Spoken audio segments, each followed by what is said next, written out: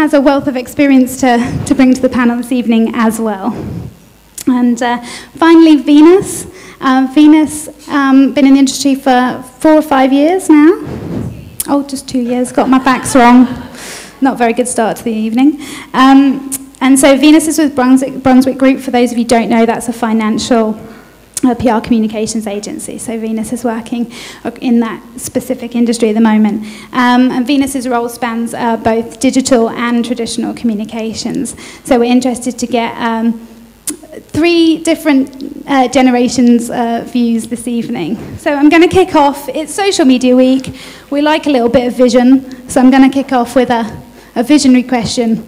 What do we see as the next big shift in PR and social industry in the next, say, 10 years?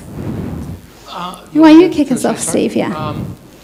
I'm not a soothsayer, so I can't predict the future.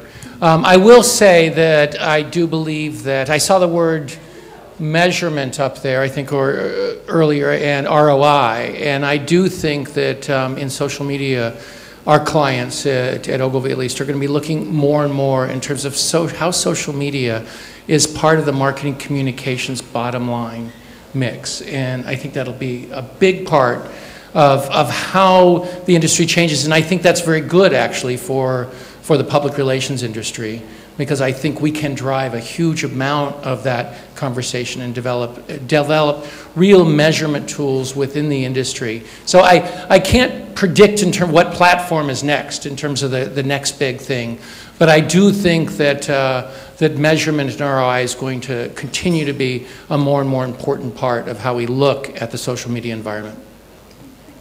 John. Okay, I will try and predict the future. I think things are going to start going offline. I think we've already started seeing that already with some of the apps that we've got around the world at the moment. Anyone use WeChat? Yeah, WeChat doesn't have a website, but it does have an app. So there's your instant social media. And I think the challenge for us is to how do we exploit that for our PR needs. There's also Grindr, Blender. They're all apps which don't have any websites whatsoever. They're all app to app to app to app, and they're all based on where people are in terms of location. So yeah, that's definitely where I can see things going for the future. More offline, less online. Thanks, John. And to Venus.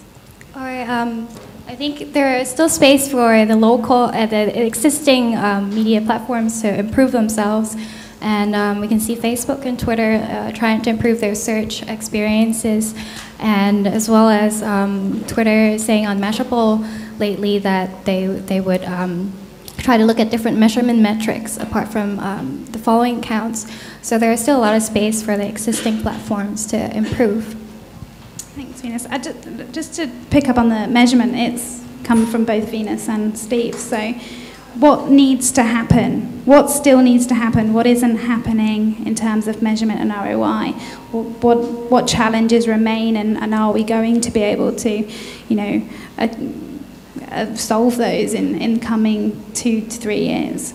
Well, when you look at social media and sort of from the influencer blogger end of it all the way to the customer relationship management side of it, or to actually putting dollars and selling product, that connection really hasn't been made between the social part of it and the blogging influencer part of it, and building the brand positioning to the other end of it, which is the deep customer relationship management. And we're working on that. We're working on it desperately to make that connection. So it's a clean continuum through the entire way. Can I back up for just a second in response to something else that was said? I saw up there on the chart, Jay, I think you put it up there, that social is like the phone. It's a tool. And I would back up a little bit and say, actually, I think social is a behavior. And the more we put it into, I fight with my colleagues in the other disciplines at Ogilvy, and when they talk about social being a channel, and I said, if you put it into that hard and fast kind of channel, or think of it as a tool, you're missing the impact and the power that social has in the marketplace. And I think that relates to to the answer of that continuum from the influencer side of it all the way to the customer relationship management and building that customer base in a really strong way. And that is at the core of ROI, I think, for the next phase of social. Yeah, I'm just going to add to that, if that's because we at Regus take social media very seriously. We have a team for social media in Europe, in Brazil, and also in Hong Kong. So we have 24-hour coverage of social media all around the clock. And our social media team is measured with KPIs. They have to deliver inquiries for our products, and they have to deliver sales on the bottom line. So we're still trying to merge the customer service experience with the sales experience, but it's generating dollars for the bottom line already for us right now, and we can only see that improving as things go forward. John, am I right in saying, and I think maybe we touched on this last time we spoke, that you are giving your sales people KPIs specifically with a tool like LinkedIn and driving business through that channel, and you are now kind of allocating a certain number, or you're reporting back through the sales that come through that? Yeah, mostly it's steered by our social media team, so in the 3 hubs that we have around the world, but we are spreading out the social media experience to say, for example, we were doing some social media training with a center manager in Bangkok just a couple of days ago, and they will learn how to use LinkedIn, connect with clients and potential clients, and anyone who's looking for flexible workspace. And that's what Regus can do, is we can plop onto what they're saying, grab hold of them and say, hey, we've got some suggestions for you. And it seems to work quite well. I want to pick up, Steve, on what you touched on. I think social is a behaviour, and it brings us back to the age-old debate of social. Is it a channel? Is it a platform? Whatever you want to say about it. And if you, from your point of view, social is behaviour, that brings us to the question about when people coming into the PR industry, people already in the PR industry, just purely being social enabled, is it enough? Are the traditional PR skills still needed, still extremely relevant in today's communication field? Let me back up by talking about what percentage of our clients' work is actually in the social space, because that kind of answers the question.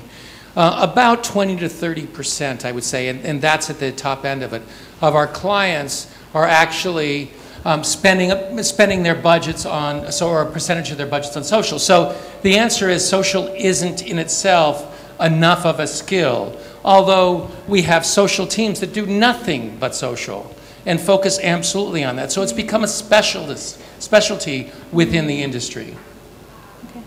I'm interested to take Venus's view on that as well, having been in the industry for just 2 years, and I understand your role spans both very traditional PR activity and digital. So, I think especially since Brunswick is focused on corporate and crisis communications, I think social plays a really important role in looking at where things came from.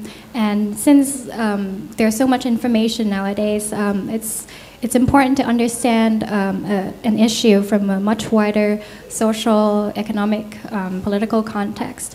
So having the communication side applied to social media is really important to keep track of the meaning behind counting likes and comments and things like that. And I think that really helps to have both sides balanced.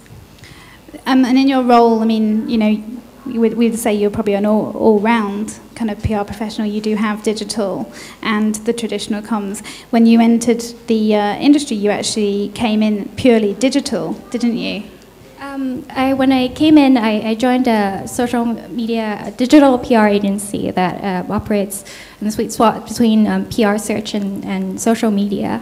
And I think when I was in college, comm is always called, the college of optional math. You don't need to have math capabilities, but it's not the same anymore. You need to be able to understand metrics and how to measure them to create impact.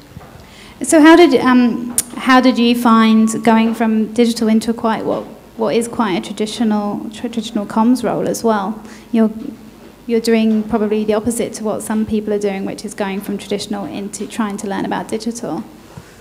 Right. I think it's interesting because a lot of research is done starting from the internet nowadays, and it helps us understand the psychology of the customer journey behind how we look at things. So learning social media first will really help with the research side and understanding how PR strategies are formed in this way. Okay. So what tradition, maybe more for Stephen and John, what skills do you still think are essential for PR people today? I think Jay had it absolutely right earlier on, saying it's about people. You have to have conversations. You have to understand what you're trying to do with social media. What's your target? What's your aim? People say, you know, I want to get this many hits. I want to get this many likes. Well, it's not really about that anymore. It's about having a conversation, which goes back to the, I hate to go back to the books, but, you know, Gruenig's model of, you know, two-way conversation. That's exactly what PR and digital is. But I'm still reaching the point where I think, you know, I call it hybrid PR at the moment because that's where we are. We're trying to merge digital and what people call traditional. I think it's only a couple of years away before people actually start saying it's just PR because digital is here to stay. It's like telephones. They've been here for a while now. You know, we've got to get used to it. Digital has been here for a very long time, and this is PR. Steve, do you have any I'm going to go really back to the basics in terms of skills that are, your question was what skills are still important within the context of PR. And essential. Yeah, and the first one works sort of on both the social side, but as well as the traditional, and it's a very simple one, and it's listening. That I've had clients tell me that I'm insightful, which I don't think I'm particularly insightful, and intuitive, and I don't think I'm particularly intuitive. But what I do is listen really well and put 110% of my focus on what clients are saying and listening to what they're not saying as well. So I think the core skill of a great PR professional is that ability to listen to both what they're saying and what they're not saying. And then the second one would be critical thinking. I think in terms of, we still are working, as Fina said, we're still working our clients through crises, and we have to understand how the process progresses. On the social or digital side, my answer is one word, and it's what I use when to decide whether we're going to hire someone in the social space or not. And it's an interesting one. It doesn't have to do with lots of technology. It's passion. You can't keep up and you can't be successful in the social area if you don't have a deep passion for it. I see people that intellectually can tell me every single platform, where it's going, what it's doing, how it's working, how they interact with it, what the engagement is. But if they don't have the passion to engage with it every second, they fall behind. Because passion is what, when they go home at night, they engage on their own personal time, and they discover other things about them that drive them back into the space. So how have you evolved your role, Steve, over the years? I mean, you came into PR when not a lot of the channels... She's trying to get around saying, I'm really old, and how have I done this? Is what? That's okay. I think I'm doing quite a good job of that,